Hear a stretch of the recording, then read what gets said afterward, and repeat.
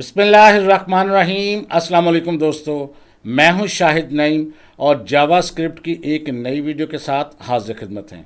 दोस्तों, पिछली वीडियो में हमने देखा कि किस तरह हम एक जावास्क्रिप्ट का प्रोग्राम बना सकते हैं और वीएस एडिटर के अंदर हमने उसको बनाया और उसका रिज़ल्ट देखा कंसोल विंडो के अंदर। और उसमें हमने देखा कि किस तरह हम HTML फाइल की लिंक बना सकते हैं अपनी जावास्क्रिप्ट की फ़ाइल के साथ। तो ये सब चीज़ें हमने देखी। आज हम उसमें मज़ीद कुछ एडवांस चीज़ें सीखेंगे और मज़ीद आगे बढ़ेंगे। लेकिन इससे पहले कि हम अपनी वीडियो का आगाज़ करें, तमाम वो दोस्त जो इस चैनल पे नए हैं उनसे गुजारिश है कि अगर अभी तक आपने हमारे चैनल को सब्सक्राइब नहीं किया तो हमारे चैनल को सब्सक्राइब कर लीजिए और उसके साथ नज़र आने वाले बेल के आइकन पर क्लिक करना मत भूलें। इससे ये होगा कि जब भी हम कोई नई वीडियो अपलोड करेंगे आपको उसका नोटिफिकेशन मिलेगा और आप उससे भरपूर फ़ायदा हासिल करेंगे। अब बग़ैर ताख़ीर के हम चलेंगे अपने कंप्यूटर की स्क्रीन पर और आज की वीडियो का आगाज़ करेंगे।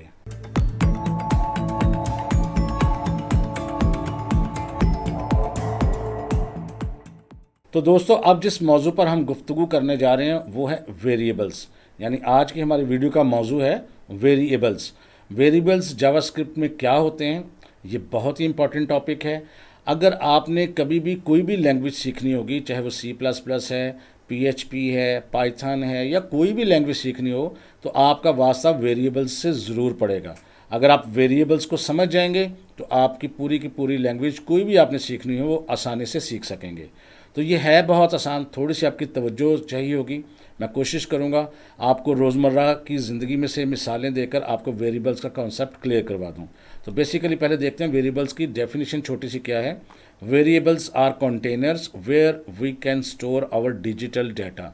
यानी वेरिएबल्स ऐसे कंटेनर्स होते हैं जिसके अंदर अपना डिजिटल डाटा स्टोर करते हैं। अब ये कंटेनर्स क्या हैं और डिजिटल डाटा क्या है, मैं आपको कॉन्सेप्ट क्लियर करवा देता हूँ। बिल्कुल परेशान ना हो, लेकिन तवज्जो चाहिए, आपने इसको समझना है। आपने कभी इस किस्म के बॉक्सेस देखे होंगे, डिब्बे देखे होंगे, हमारे घरों में अक्सर होते हैं। और ये क्या करते हैं हम लोग, ज़ाहिर है इनको हमें कंटेनर्स कह रहा हूँ, बॉक्स कह रहा, डिब्बा कह लें, जो मर्ज़ी कह लें।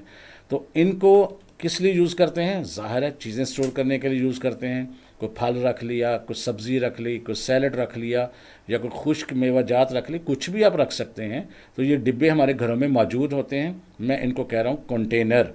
और अगर इस तरह के डिब्बे नहीं हैं भाई, तो इस तरह के तो होते होंगे, ज़रूरी नहीं कि आप सोचें कि वो तो हमारे घर में है ही नहीं। तो आपके सामने कुछ इस किस्म के डिब्बे, ये नहीं तो किस किस्म के डिब्बे, ये इनका सबका मकसद तो एक ही है ना, ये सब के सब कंटेनर्स हैं। ठीक है, जिस तरह का भी है, गोल है, चौरस है, लंबा है, जो भी, वो क्या है, कंटेनर है। तो बिल्कुल इस तरह। और कंटेनर इस्तेमाल किस लिए होते हैं, चीज़ों को स्टोर करने के लिए। अब यहाँ देखें, आपके सामने जो कंटेनर्स नज़र आ रहे हैं, कोई छोटा है, कोई बड़ा है, कोई लंबा है, कोई मुरब्बानुमा है, इससे कोई फ़र्क नहीं पड़ता, लेकिन क्या है, चीज़ें स्टोर करते हैं हम इसके अंदर। अगर इसी तरह किचन का आप चक्कर लगाएं तो किचन में भी तो आपको छोटे छोटे कंटेनर्स मिलते हैं ना, चाहे वो गोल हों, चौरस हों। किस तरह, किसी में आपकी अम्मी ने या वालदा ने दाल रखी हुई है, किसी के अंदर शुगर रखी हुई है, किसी के अंदर नमक रखा हुआ है, किसी के अंदर हल्दी रखी हुई है, किसी के अंदर इलायची रखी हुई है। तो ये स्क्रीन पर भी आपको छोटे छोटे कंटेनर्स नज़र आ रहे हैं, जिसमें क्या स्टोर करते हैं, हम अपनी आइटम्स को स्टोर करते हैं। बिल्कुल यही कॉन्सेप्ट आपने जहन में रखना है कि कंटेनर क्या है, हमारा एक जार है, हमारा एक बॉक्स है। और इसको हम यहाँ कंटेनर नहीं कहेंगे, इसको कहेंगे वेरिएबल कह देंगे। बस सिर्फ ये याद रखना आपने। तो अब नेक्स्ट टाइम मैं इसको कंटेनर नहीं कहूँगा, इसको मैं बॉक्स नहीं कहूँगा, इसको मैं जार नहीं कहूँगा, बल्कि क्या कहूँगा, वेरिएबल। तो आपने याद रख लेना है कि हमारा जो कंटेनर है वो हमारा एक वेरिएबल है, उसमें हम कुछ रख सकते हैं। और यहाँ पर याद रखिएगा, ये कंटेनर्स हमारे घरों में कहाँ होते हैं, नॉर्मली किचन में होते हैं ना। कुछ दालें, कुछ चीज़ें जो भी हम फ्रिज में डाल के रखते हैं, तो नॉर्मली ये किचन में होते हैं। बिल्कुल इसी तरह हमारे CPU के अंदर, हमारे कंप्यूटर के अंदर ये कंटेनर्स कहाँ होते हैं, ये होते हैं हमारी मेमोरी के अंदर। कंप्यूटर की जो मेमोरी होती है, जिसको हम रैम कहते हैं, रैंडम एक्सेस मेमोरी, नॉर्मली उसके अंदर एक जगह लेते हैं, एक हमें खाली बॉक्स बना देते हैं जिसके अंदर हम कोई डाटा स्टोर कर सकते हैं। तो हम क्या कह सकते हैं कि एक ऐसा बॉक्स, एक ऐसा जार, एक ऐसी जगह जो कंप्यूटर की मेमोरी में हमें स्टोर करने के लिए कंप्यूटर फराहम कर दे अपना डाटा, तो उसको हम कहते हैं ये हमारा वेरिएबल है। और जिस तरह हम अपने चीज़ों को स्टोर करके ऊपर पर्चियाँ लगा देते हैं, जैसे ये आपको सामने नज़र आ रहा है कि ये जी इलायची है, ये लौंग है, ये जी धनिया है, ये हल्दी है, ये मिर्च है। तो कुछ भी हम उसके ऊपर पर्ची लगाते हैं, उसका एक नाम रख देते हैं। ताकि हमें पहचानने में आसानी रहे, क्योंकि ज़रूरत ही नहीं होता कि कंटेनर वाइट ही हो, किसी कलर का भी हो सकता है और हमें पता नहीं है कि हम उसके अंदर क्या चीज़ रखी हुई है। बिल्कुल इसी तरह हम कंप्यूटर की मेमोरी के अंदर झांक तो नहीं सकते, हम उसको देख तो नहीं सकते, तो लिहाजा हम उसका एक नाम रख देंगे जिससे हमें पता लगेगा इसमें इस किस्म का डाटा है। अगर किसी हमने कंटेनर का नाम सॉल्ट रखा होगा तो हमें ये पता होगा कि इसके अंदर नमक है। अगर किसी कंटेनर के अंदर हमने उसका नाम शुगर रखा होगा तो हमें पता है कि इसके अंदर शुगर है और उसको हमने कहाँ यूज़ करनी है।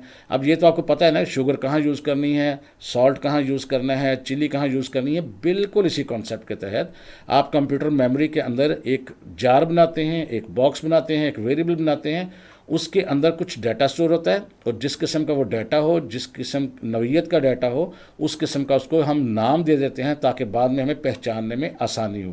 क्योंकि आपके किचन में भी तो बेशुमार जार हो सकते हैं ना, इसी तरह आपकी कंप्यूटर की मेमोरी में बेशुमार वेरिएबल्स हो सकते हैं, बेशुमार जार हो सकते हैं। जब तक उनका नाम नहीं होगा हम डाटे को आइडेंटिफाई नहीं कर सकेंगे। तो लिहाजा कंप्यूटर की मेमोरी के अंदर एक ऐसी जगह जहां हम अपना डाटा स्टोर करते हैं और उस जगह को कोई नाम दे देते हैं तो वो हमारा वेरिएबल कहलाता है। तो ये देखें, इसके अंदर स्टोर क्या करते हैं, डिजिटल डाटा। अब डिजिटल डाटा क्या होता है, जैसे आप किसी स्कूल कॉलेज में पढ़ते हैं तो दाखिले के वक्त आपका नाम लेते हैं, स्टोर करते हैं, आपकी वल्दियत देखते हैं, आपकी डेट ऑफ बर्थ देखते हैं, आपका एड्रेस, आपका फ़ोन नंबर, आपकी फ़ीस कितनी है और इस तरह की बेशुमार चीज़ें, फ़ोन नंबर क्या है वगैरह वगैरह। तो ये क्या है, ये हमारा डाटा है जो कंप्यूटर ने स्टोर करना है। कोई डाटा न्यूमेरिक टाइप का हो सकता है, कोई अल्फ़ाबेट टाइप का हो सकता है, कोई किसी किस्म का। तो बहरहाल ये डाटा है, डिजिटल डाटा है, तो उसका हम एक नाम दे देंगे। यहाँ क्या है, नेम ऑफ कंटेनर, यानी उसको हमने एक नाम दे दिया तो ये हमारा एक वेरिएबल बन गया। तो अब मैं उम्मीद करता हूँ जब भी मैं कोई वेरिएबल का नाम लूँगा तो आप बिल्कुल समझ जाएंगे कि वेरिएबल क्या होता है, यानी हमारी मेमोरी की जगह का नाम है जहाँ पर हम अपना कोई डाटा स्टोर करते हैं। अब इसको थोड़ा सा मज़ीद हम एग्जाम्पल्स के साथ अंडरस्टैंड कर लेते हैं। फ़र्ज़ करते हैं जैसे मैंने आपको एग्जाम्पल बताई कि कोई स्कूल और कॉलेज में हम दाखिल होने के लिए जाते हैं या कोई बच्चा जाता है तो ज़ाहिर उसका कोई बेसिक डाटा सा तो वो लेते हैं ना। फ़र्ज़ करते हैं एक कंटेनर होगा, यानी एक वेरिएबल्स होगा। अब मैंने वेरिएबल्स का लफ्ज़ इस्तेमाल करना है, कंटेनर का या बॉक्स का, जार का इस्तेमाल नहीं करना। तो जब भी मैं वेरिएबल कहूँ तो आपने फ़ौरन समझ जाना है। फ़र्ज़ करते हैं अब एक वेरिएबल है जिसके अंदर क्या स्टोर किया हुआ है, स्टूडेंट का नाम। तो हम इसके वेरिएबल का नाम क्या रख सकते हैं, स्टूडेंट नेम। अगर जिसका नाम कुछ भी रख सकते हैं लेकिन पहचान के लिए नाम वही रखेंगे जो उसके अंदर चीज़ मौजूद होगी। बिल्कुल इसी तरह जैसे कि जार के अंदर हम शुगर डाल देते हैं लेकिन अगर बाहर उसके सॉल्ट का पर्ची लगा देंगे तो ज़ाहिर है उसके अंदर चीज़ तो बदल नहीं जाएगी, अंदर तो उसकी शुगर ही रहेगी। लेकिन कोई गलती से उसको सॉल्ट समझ के किसी और जगह इस्तेमाल कर सकता है और उसको मिलेगी नहीं चीज़ अगर उसने राइट प्लेस पर उसको यूज़ करनी है। लिहाजा जो आपके वेरिएबल के अंदर डाटा होगा किसी किस्म का, उसका नाम भी उससे मिलता जुलता आपने रखना है, उसकी रिजेंबलेंस रखनी है ताकि गलती से आपको बाद में परेशानी ना हो कि आपका डाटा कहाँ स्टोर था। अब इसका स्टूडेंट नेम हमने इसके अंदर रखना है। इसका नाम आप कुछ भी रख सकते थे, इसने कंप्यूटर ने मना नहीं करना, लेकिन नाम कैसे रखना होता है कि आपने नाम का ख्याल रखना है कि जिस किस्म का डाटा स्टोर किया उससे मिलता जुलता नाम रखना है। और यहाँ पर ये चीज़ और भी गौर करके देखें, यहाँ स्टूडेंट नेम के दरमियान मैंने स्पेस नहीं दी। तो एक बात जो पक्की पक्की आपने याद कर लेनी है कि जो भी आपने नाम रखना है उसके अंदर स्पेस देने की इजाज़त नहीं होती। तो लिहाजा नाम आप जो मर्ज़ी लिखें लेकिन स्पेस नहीं देंगे। अब आप इसका हल क्या है बाद में देख लेते हैं थोड़ा सा। उसके बाद एक सेकंड कंटेनर लिया यानी वेरिएबल लिया, उसके अंदर अगर हमने स्टूडेंट की डेट ऑफ बर्थ स्टोर करवानी है तो हम वेरिएबल का नाम बर्थ डेट रख सकते हैं या डेट ऑफ बर्थ भी रख सकते हैं, लेकिन सिर्फ क्या है आपको स्पेस नहीं देनी। इसी तरह अगर आप तीसरा कंटेनर देखें, अगर उसमें फ़ीस की अमाउंट रखनी है, पैसे कितने लेने हैं, तो उसका आप ऑप्शन फ़ी रख सकते हैं। और इसी तरह अगर आपने उसके अंदर उसका कोई फ़ोन नंबर स्टोर करना है तो वेरिएबल का नाम भी फ़ोन NO या फ़ोन नंबर या कुछ भी मिलता जुलता रख सकते हैं। सिर्फ एक बात याद रखनी कि आपने स्पेस नहीं देनी। अब ये वेरिएबल कैसे बनेगा, कैसे इस्तेमाल होगा, अभी हम करेंगे, परेशान होने की बिल्कुल ज़रूरत नहीं है। सिर्फ अभी तक ये कॉन्सेप्ट मैंने आपका क्लियर करवाया है कि वेरिएबल होता क्या है और उसके अंदर डाटा किस किस्म का हो तो नाम हमने कैसे रखना होता है और बेसिकली वेरिएबल है क्या। अब थोड़ी सी मज़ीद आगे चलते हैं तो आपको बिल्कुल समझ आ जाएगी वेरिएबल्स यूज़ क्यों होते हैं। ज़ाहिर है किसी किस्म की कैलकुलेशंस के लिए या डाटा स्टोर करने के लिए या डाटा कहीं दिखाने के लिए वेरिएबल्स इस्तेमाल होते हैं। अच्छा, मैथमेटिक्स में भी आपने देखा होगा, अगर आपने कभी ये पढ़ा हो a = 10, इसका मतलब क्या हुआ, इसका मतलब ये होगा 10 एक डिजिट है जो हम कहाँ स्टोर करवा रहे हैं, a के अंदर। इसी तरह अगर हम कह देते हैं b = 15, इसका मतलब क्या है कि b एक डाटा वेरिएबल है, उसके अंदर हमने 15 स्टोर करवा लिया। अब ए और बी जो है ये वेरिएबल नेम है। वेरिएबल नेम ABC भी हो सकता है, लेकिन वेरिएबल नेम ऐसे होने चाहिए जिससे आपको देखते पता लग जाए कि ये 10 क्या है। ये 10 किसी का कद है, ये 10 किसी की एज है, ये 10 किसी के पैसे हैं, ये क्या है, या 15 क्या है, इसका पता लग जाना चाहिए। तो लिहाजा अभी सिर्फ मैं आपको एग्जांपल बता रहा हूँ कि A = 10 अगर हमने लिख दिया तो इसका मतलब है A एक वेरिएबल है और उसके अंदर 10 स्टोर करवा दिया। उसके बाद अगर हमने लिखा B = 15 तो इसका मतलब है B एक वेरिएबल है और B के अंदर हमने 15 स्टोर करवा दिया। इसी तरह हम ये भी तो कर सकते हैं, एक वेरिएबल ले सकते हैं C जिसमें A और B को जमा कर सकते हैं। अब आपका क्या ख्याल है, उसने A और B को जमा किया है? नहीं, उसने क्या किया है, उसने 15 और 10 को आपस में जमा किया। यानी C अब क्या बन गया है, C बन गया है अब आपके सामने 25। क्यों? क्योंकि 15 और 10 25 होते हैं। A और B नहीं हुआ, असल में उसका डाटा जो उसके अंदर स्टोर था वो जमा हुआ। अब इसकी वैल्यू यूँ समझ लें कि A जार है एक जिसका नाम A है, यानी वेरिएबल है जिसका नाम A, उसमें हमने 10 स्टोर करवाया था। और फिर B वेरिएबल था, उसके अंदर हमने 15 स्टोर करवाया था। और फिर A और B को जब जमा किया तो C के अंदर उसको स्टोर करवाया तो C क्या हो गया, 25 उसका आंसर हो गया। ये तरीकाकार होता है कैलकुलेशन का। अब यहाँ जो चीज़ आपको इंपॉर्टेंट जो नज़र आएगी, जो याद रख लें तो अच्छी बात है।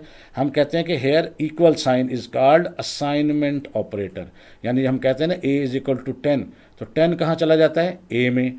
B = 15, तो 15 कहाँ चला जाता है, B में। और किस वजह से गया, इक्वल साइन की वजह से। तो इक्वल साइन को हम यहाँ पर असाइनमेंट ऑपरेटर कहते हैं, यानी एक ऐसा ऑपरेटर जिसकी वजह से कोई वैल्यू किसी वेरिएबल में मूव कर सकती है। अब ये कैसे मूव करेगी, कैसे डिस्प्ले करवाएंगे, इसके लिए हम थोड़ा सा एक्सरसाइज कर लेते हैं, थोड़ी सी प्रैक्टिकल कर लेते हैं, ताकि आपको पता लग जाए वेरिएबल्स कैसे यूज़ हो सकते हैं और उसमें डाटा हम कैसे स्टोर करवा सकते हैं। अब इसके लिए चलेंगे हम सीधा कोड एडिटर में और जो हमने फाइल बनाई हुई है उसके अंदर इसकी कोडिंग करते हैं। तो हम CSS की फ़ाइल में पहुंच चुके हैं और इसका हम रिज़ल्ट जो पहले लिखा हुआ है उसको हम देख भी लेते हैं एक दफ़ा। तो क्रोम ब्राउज़र के अंदर अगर मैं रिज़ल्ट देखना हो तो मैं Ctrl+Shift+J करूंगा तो आपके सामने ओपन हो जाएगी विंडो, कंसोल विंडो, जिसमें आप रिज़ल्ट देख रहे हैं। This is my first program in JavaScript made by Shahid Naeem 2025। और ये किस वजह से हो रहा है, ये जो हमने console.log के ज़रिए 2 मैसेज डिस्प्ले करवाए हुए थे उसके ज़रिए। चलिए ऊपर वाला मैसेज हम लिखा रहने देते हैं। हम यहाँ क्या करते हैं, इसको यहाँ पर मैं कर देता हूँ ख़त्म। अब अगर यहाँ पर देखिएगा, मैं यहाँ लिख देता हूँ my name is equal to Shahid Naeem. अब मैंने यहाँ एक वेरिएबल डिक्लेयर कर दिया है जिसके अंदर डाटा स्टोर करवा दिया। My name is equal to double quotation sign के अंदर लिखा मैंने शाहिद नईम। अच्छा, अब यहाँ बताने का मकसद क्या है, बताने का मकसद ये है कि अगर आपने किसी वेरिएबल के अंदर ऐसा डाटा स्टोर करवाना हो जिस पे कोई कैलकुलेशन नहीं होती, जिसमें अल्फ़ाबेट्स आने हैं, यानी शाहिद और नईम पर कभी भी हम कोई कैलकुलेशन नहीं करेंगे, लेकिन अगर इस तरह का डाटा स्टोर करवाना हो तो दोनों साइडों पे हमें डबल कोटेशन साइंस लगाने पड़ेंगे। ठीक है, अगर मैं इसको यहाँ कर देता हूँ सेमीकोलन, इसका मतलब ये एक वेरिएबल बन गया। अब इसके अंदर हम यहाँ लिख देते हैं, फ़र्ज़ करते हैं मैं लिख देता हूँ एज और इसके इक्वल साइन डाल के अब कोई न्यूमेरिक चीज़ इसमें डालना चाहता हूँ। फ़र्ज़ करते हैं मैं आपको आसानी के लिए सिर्फ यहाँ 10 लिख रहा हूँ। अब मेरी उम्र 10 साल नहीं है, लेकिन बहरहाल चूँकि मैं लंबी कैलकुलेशन नहीं करना चाहता, इसमें मैं थोड़ी सी कैलकुलेशन भी सिखाऊंगा आपको। तो मैंने एज = 10 कर दिया, तो 10 कहाँ मूव हो गया, 10 मूव हो गया है एज वेरिएबल के अंदर। और किसने मूव करवाया है, इक्वल साइन ने। यही वजह है कि हम इक्वल साइन को असाइनमेंट ऑपरेटर कहते हैं। अब क्या सिर्फ वेरिएबल डिक्लेयर करने की वजह से रिजल्ट आता है स्क्रीन पर, हम इसको पहले करके देखते हैं, इसका प्रीव्यू देख लेते हैं, फिर देखते हैं कि आगे हमने करना क्या है। अब यहाँ पर आके जब हमने इसको रिफ्रेश किया है तो अब वो 2 लाइनों की बजाय सिर्फ 1 लाइन रह गई है, this is my first program in JavaScript. और वेरिएबल्स की वजह से कुछ भी नहीं हुआ, यानी कोई रिजल्ट नहीं आया। इसका मतलब है वेरिएबल्स को डिक्लेयर करने की वजह से कोई रिजल्ट नहीं आता, हमें उनको प्रिंट करवाना पड़ेगा। कैसे प्रिंट करवाना पड़ेगा वो भी मैं बता देता हूँ। तो प्रिंट करवाने के लिए हमें यूज़ करना पड़ता है फिर console.log और डबल कोटेशन साइन में। अब अगर आपने वेरिएबल की वैल्यू प्रिंट करवानी हो तो आप यहाँ पर वेरिएबल का नाम लिख देंगे। लिख देता हूँ माई नेम, ये वेरिएबल का नाम है। आप यहाँ पर सेमीकोलन में लगाएंगे तो यहाँ हमने लिखा console.log, वेरिएबल का नाम लिख दिया। ठीक है, अब नीचे दोबारा लिखते हैं हम console.log और ब्रैकेट्स के अंदर हम लिख देते हैं एज। अब हम देखते हैं कि माई नेम लिखने की वजह से या एज लिखने की वजह से क्या प्रिंट होता है। मैं इसको Ctrl+S से सेव करता हूँ, रिजल्ट देखते हैं। अब देखिए यहाँ पर वो माई नेम प्रिंट नहीं कर रहा, बल्कि माई नेम की जगह शाहिद नईम प्रिंट कर रहा है, और एज की जगह पर एज प्रिंट नहीं कर रहा बल्कि 10 प्रिंट कर रहा है। अच्छा, अब अगर मैं यूँ कर देता कि फ़र्ज़ करते मैं यहाँ इनको डबल कोटेशन साइन में प्रिंट कर देता, यानी यहाँ पर जिस तरह हमने डबल कोटेशन साइन यूज़ किए हैं ना, उस तरह अगर कर देता और एज को भी इस तरह डबल कोटेशन साइन में क्लोज़ कर देता, तो आपका क्या ख्याल है? अब उसने वैल्यू प्रिंट करवानी थी। सेव कर लेता हूँ मैं, रिज़ल्ट देख लेते हैं। अब उसने देखें माई नेम ही लिख दिया और एज ही लिख दिया, उसने 10 नहीं प्रिंट किया, उसने यहाँ नेम नहीं प्रिंट किया, इसकी जगह ये प्रिंट कर दिया। ठीक है, अब इसका मतलब ये हुआ कि जब हमने वेरिएबल की वैल्यू प्रिंट करवानी हो तो हमने डबल कोटेशन साइन इस्तेमाल नहीं करने, जब हमने कोई टेक्स्ट प्रिंट करवाना हो तो डबल कोटेशन साइन हमने यूज़ करने हैं। अब अगर हम ये चाहें कि इसके अंदर नाम लिखवाना है तो हमें डबल कोटेशन साइन रिमूव करने पड़ेंगे। अच्छा, हम ये भी कर सकते हैं कि हम दो चीज़ें भी प्रिंट करवा सकते हैं इकट्ठी।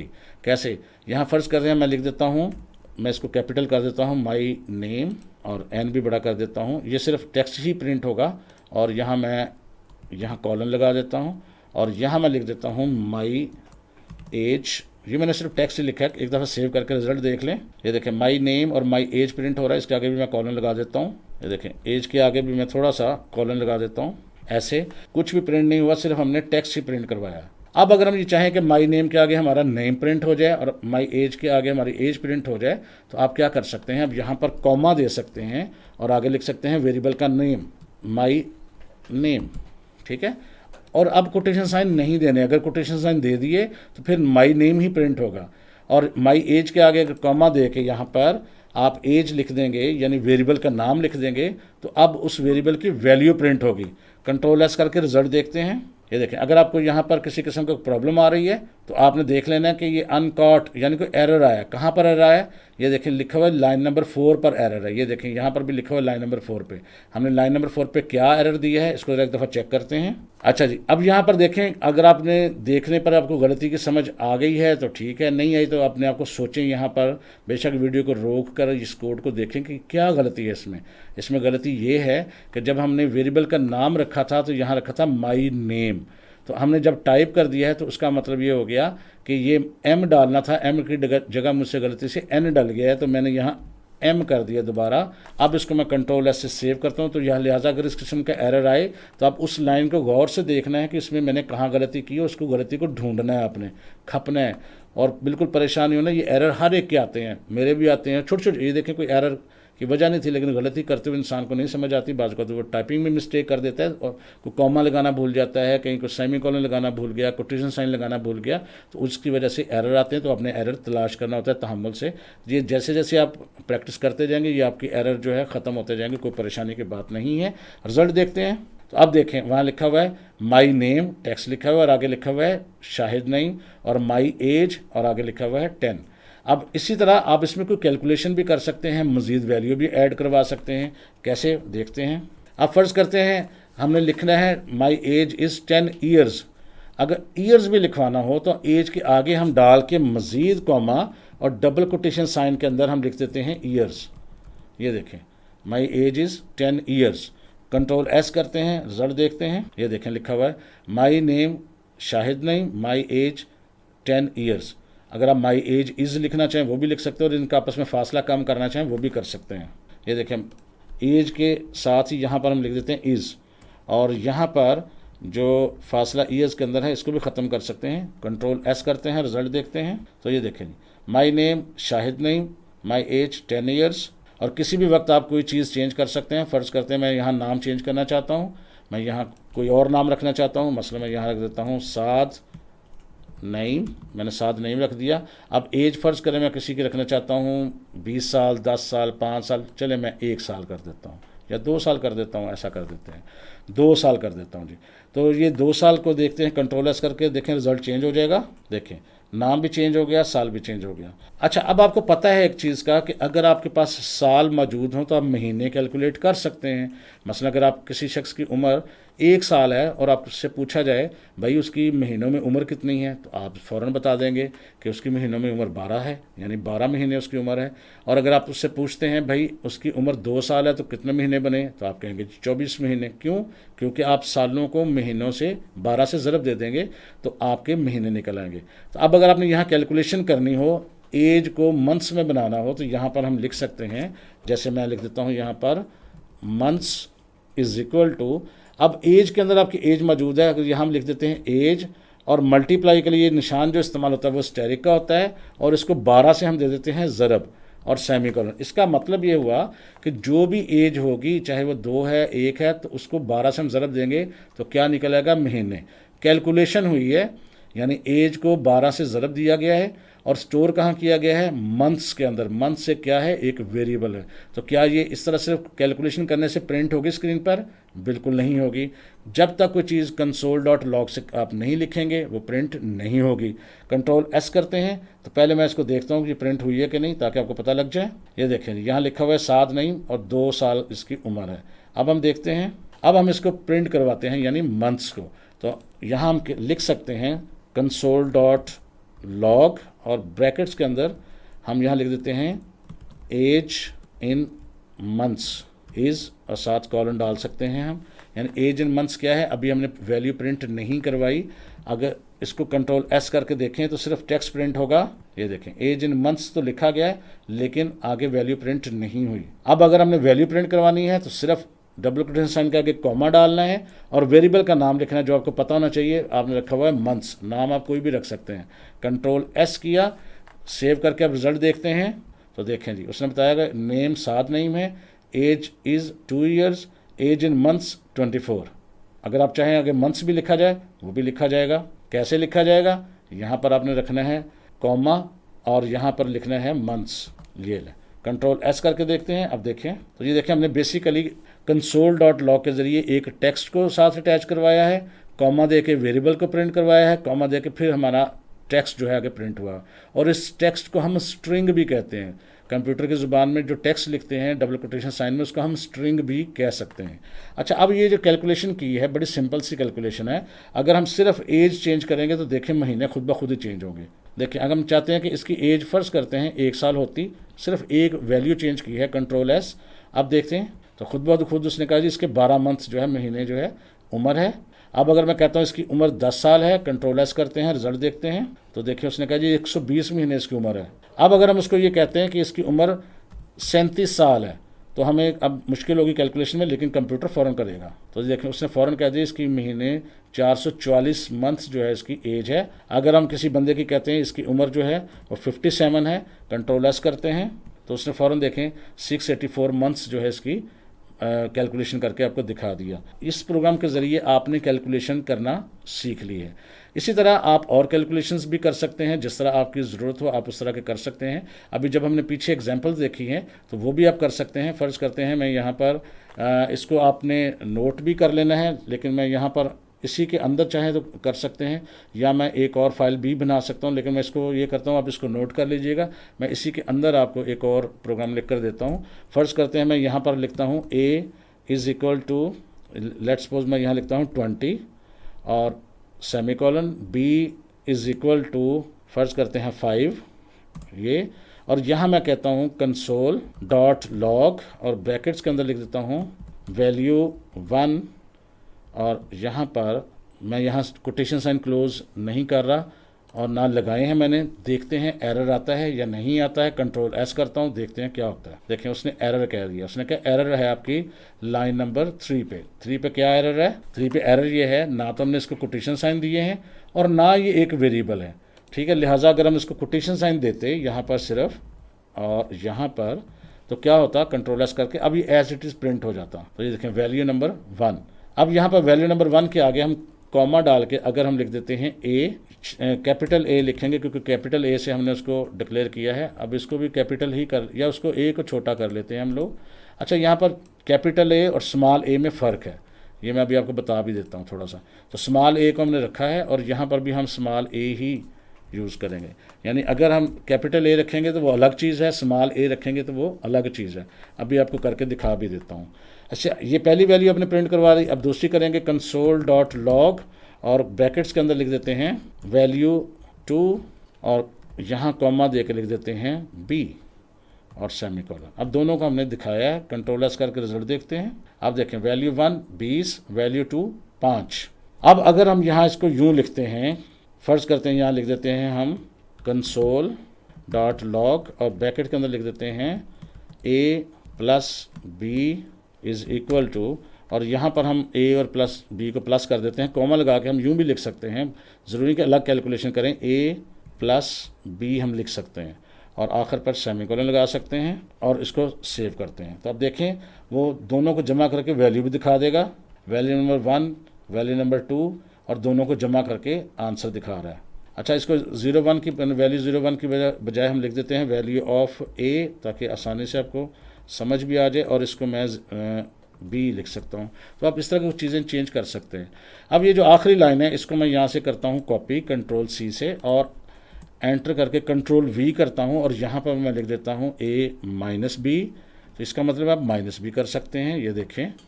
और अगर आप यहाँ पर लिखते हैं, इसी को मैं पेस्ट करके यहाँ लिख देता हूँ a divided by b। Divided के लिए स्लैश का साइन इस्तेमाल होता है, तो यहाँ इसको डिवाइड भी कर सकते हैं। और आखिर पे हम ये भी लिख सकते हैं, मैं पेस्ट कर रहा हूँ a मल्टीप्लाई बाय, और मल्टीप्लाई के लिए निशान होता है एस्टेरिक का, तो यहाँ पर हम एस्टेरिक दे देते हैं।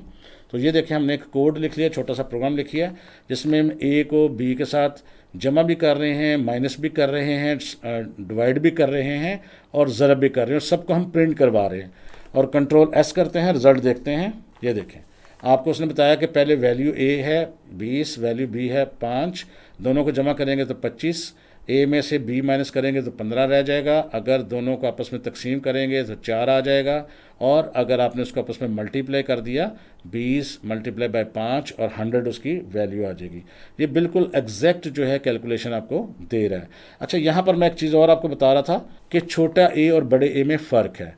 अब फ़र्ज़ करते हैं हम इसका यहाँ पर वेरिएबल को रख लेते a, यानी इसको कैपिटल A हमने कर दिया, तो क्या अब भी रिज़ल्ट सेम ही आता? चेक करते हैं। ये देखें अब आ गया एरर। क्यों एरर आया? उसने कहा कि आपके लाइन नंबर 3 में जो आपने वेरिएबल यूज़ किया हुआ ना a, वो तो है ही नहीं, जबकि हमने ऊपर a लिखा हुआ। इसका मतलब ये हुआ कि जो छोटा a है वो अलग हैसियत रखता है, जो बड़ा a है वो अलग हैसियत रखता है। अगर इसको हम छोटा a कर देंगे तो फिर ऐसी सूरत में ये प्रोग्राम चलेगा, अगर बड़ा a कर देंगे तो उसने कहना ये कुछ और है, तो फिर उसने एरर दे देना। अब देखते हैं ज़रा, आप देखें अब आपका प्रोग्राम सारा का सारा चल रहा है। और सिर्फ आपने अगर यहाँ पर कोई भी वैल्यू चेंज कर दी, मसलन 20 की जगह आपने 40 कर दिया, 5 की जगह आपने फ़र्ज़ कर 15 कर दिया, कंट्रोल एस करें, अब देखें सारे के सारे रिजल्ट्स खुद ही चेंज होंगे। 40 था 15 था, दोनों को जमा किया तो 55, माइनस किया तो 25, अब तकसीम किया तो देखें अशारिया के अंदर वो काफ़ी सारे डेसिमल प्लेसेस के अंदर आपको आंसर कर रहा है, और मल्टीप्लाई करने से आप देखिएगा यही रिज़ल्ट आपके पास आएगा। आप बेशक कैलकुलेशन कर लें। तो आपने यहाँ पर देखा है कि किस तरह हम वेरिएबल्स के अंदर कैलकुलेशंस भी कर सकते हैं। तो लिहाजा वेरिएबल का नाम जो आपने रखना होता है, अगर वो छोटी ABC में स्मॉल लेटर्स में रखा है तो स्मॉल लेटर्स में रखें, कैपिटल लेटर में रखना है तो कैपिटल में रखें, लेकिन आपने जो वेरिएबल डिक्लेयर करते हुए नाम रखना है आगे भी वही यूज़ करेंगे। अब कैसे हमें करना चाहिए ये मैं भी आपको थोड़ी देर में बताता हूँ। अच्छा, वेरिएबल्स के नाम रखते हुए भी कुछ इसके रूल्स हैं, 4 रूल्स हैं जो आपको याद रखने हैं। वो कौन से रूल्स हैं? यानी नाम ऐसे नहीं कि उठा के रख लेना, नाम में कुछ चीज़ों का आपने ख्याल भी रखना है। अब यहाँ पर देखें वेरिएबल के नेमिंग रूल्स क्या हैं, इसको आपने याद रखना है। बस थोड़ी थोड़ी चीज़ें हैं, कोई मसला नहीं। एक चीज़ तो आपको मैं पहले ही बता चुका हूँ कि स्पेस अलाउड नहीं है, स्पेस नहीं लिखनी। पहला रूल क्या है? Start with the letter, underscore और डॉलर, यानी वेरिएबल का नाम जो है, जहाँ एग्जांपल में देखें VAR और स्पेस दे के नेम लिखा हुआ है, ये आप नहीं कर सकते, आपको एरर आएगा। कैसे एरर आएगा? आप उसके अंदर अंडरस्कोर कर सकते हैं, डॉलर कर सकते हैं। अब मैं आपको बताता हूँ कि कैसे कर सकते हैं। फ़र्ज़ करते हैं मैं यहाँ पर एक वेरिएबल डिक्लेयर कर देता हूँ, इसके नीचे उसका नाम मैं रख देता हूँ माई नेम, और इसके अंदर यहाँ पर मैं डाल देता हूँ शाहिद नईम, और इसको हम प्रिंट भी करवाते हैं console.log, ब्रैकेट्स में मैं यहाँ लिख देता हूँ माई नेम, बस मैं इतना ही लिख देता हूँ, कोटेशन में कुछ नहीं लिखता। तो अब ये प्रिंट होगा या नहीं होगा देखते हैं। तो ये देखें नाम प्रिंट हो रहा है, इसका मतलब कोई एरर नहीं आया। अब अगर इसको मैं माई नेम को यहाँ स्पेस दे देता, सिर्फ यहाँ मैंने स्पेस दी है, तो एक तो यहाँ पर भी उसने लाइन लगा दिया कि ये गलत है, लेकिन फिर भी देखते हैं सेव करके। तो ये देखें उसने कहा एरर आ रहा है, आपकी कौन सी लाइन नंबर पे एरर आ रहा है, लाइन नंबर आपके 9 पे एरर आ रहा है। अब इसको जाकर देखना है, और यहाँ उसने हाईलाइट भी किया है कि ये जो नेम है ये नहीं समझ आ रही कि ये क्या है। ये देखिए ये नेम है, उसको समझ नहीं आ रही और 9 नंबर लाइन पे एरर है। लिहाजा आप इस तरह वेरिएबल का नाम नहीं रख सकते। अगर आपको रखना है तो आप इसके नीचे अंडरस्कोर डाल सकते हैं। ये देखें अंडरस्कोर डाला तो यहाँ पर भी फिर आपको अंडरस्कोर ही डालना पड़ेगा। ये देखें कंट्रोल एस करें, रिजल्ट देखते हैं। आप देखें वो दिखा रहा है। अगर आपने अंडरस्कोर नहीं डालना, डॉलर साइन डालना है तो डॉलर साइन डाल सकते हैं। नीचे भी फिर आपको डॉलर साइन ही करना पड़े। जो नाम आपने वेरिएबल का रखना है आगे वही यूज़ करना है।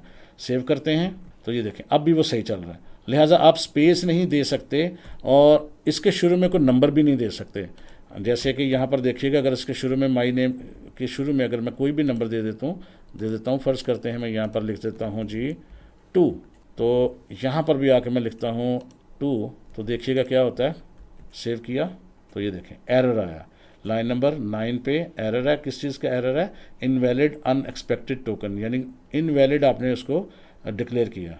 तो लिहाजा शुरू में ये नंबर नहीं आ सकता। हाँ आप माई नेम 2 रख सकते थे या दरमियान में नंबर लगा सकते थे। अब अगर माई नेम 2 रख दिया तो ये वैलिड है, यानी बाद में आप डिजिट्स दे सकते हैं, शुरू में नहीं दे सकते। ये देखें अब आपके सामने वो सारा का सारा क्लियरली बता रहा है। तो इसी तरह आप वेरिएबल के नेम के अंदर स्पेस नहीं दे सकते, अंडरस्कोर यूज़ कर सकते हैं और डॉलर साइन यूज़ कर सकते हैं।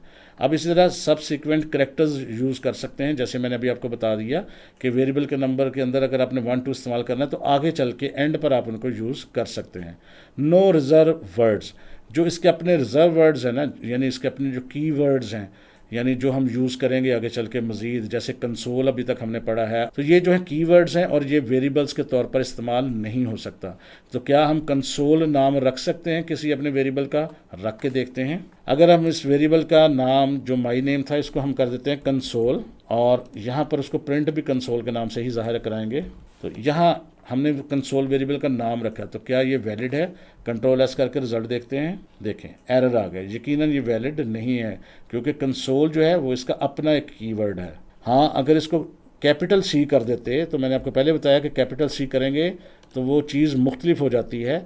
अब ये चूँकि इसका कीवर्ड नहीं रहा, अब इसका अपना वर्ड नहीं, अब यूज़ हो सकेगा। आप देखें वो रिजल्ट दिखा रहा है। इसका मतलब है ये केस सेंसिटिव है, यानी बड़ी सी और छोटी सी में फ़र्क है। तो लिहाजा ये जो कंसोल था चूँकि कीवर्ड था वो यूज़ नहीं हो सकता। जब हमने उसका कैपिटल सी कर दिया तो वो कीवर्ड नहीं रहा, तो फिर वो यूज़ हो सकता है।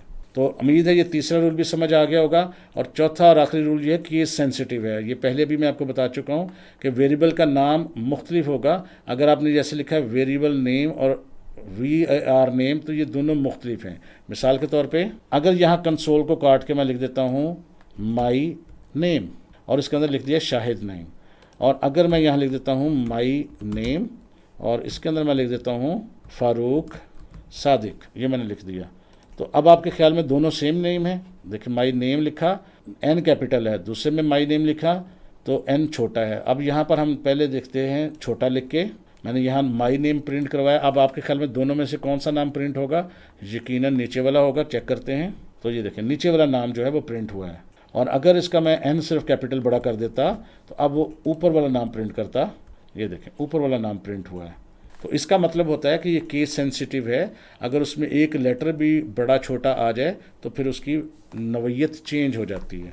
तो ये इसके नेमिंग रूल्स हैं। अब बेस्ट प्रैक्टिस कौन सी है, उन्होंने कहा कि बेस्ट वेरिएबल का नाम आपने ऐसे रखना था डिस्क्रिप्टिव नेम्स हो, यानी अगर आपने उसका नाम रखा हुआ है कि माई नेम है या स्टूडेंट नेम है तो उसके अंदर स्टूडेंट नेम हो।